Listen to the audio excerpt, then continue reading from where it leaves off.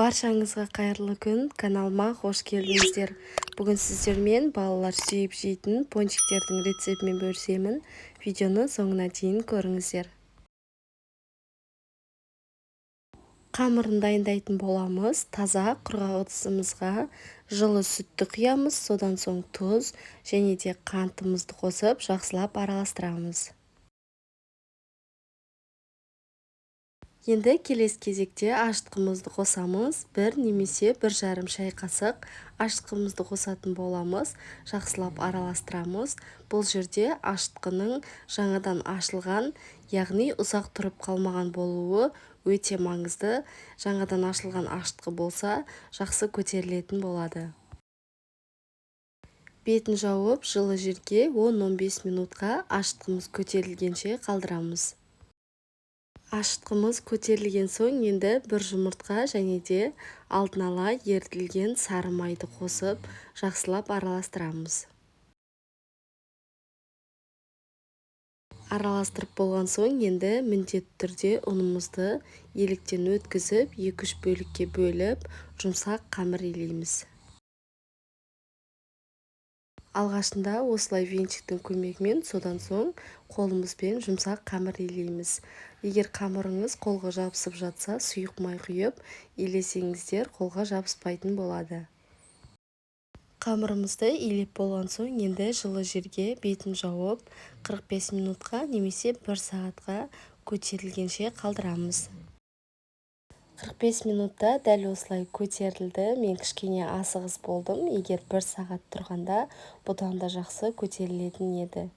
Енді қамырымызды орташа етіп, қатты жұқа немесе қалың етпей, жайып алатын боламыз. Қамырды орташа қалыңдықта жаямыз. Енді дайын болған қамырымызды пончиктің формасы болса, сол формамен осылай бөліктерге бөлеміз. Менде формасы болмағандықтан осылай үй жағдайында бокал пайдаландым.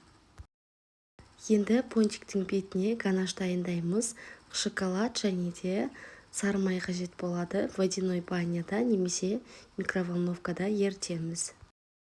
Пончиктердің бетін жауып, тағы да көтерілгенше 10-15 минутқа қалдырамыз.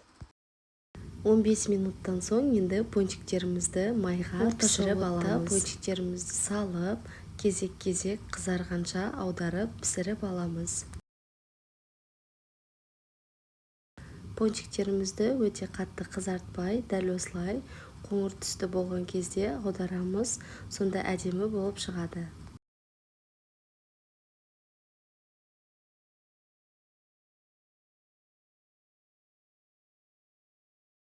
Пончиктерімізді толықтай пісіріп алдық. Енді суыған соң ганашымызға, яғни шоколадымызға осылай батырамыз.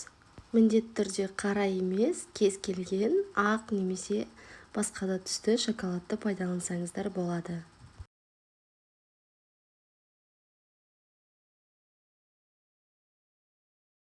Дайын болған пончиктеріміздің бетіне кез келген посыпкаларды пайдаланып, немесе шоколадты пайдаланып әсемдесеңіздер болады.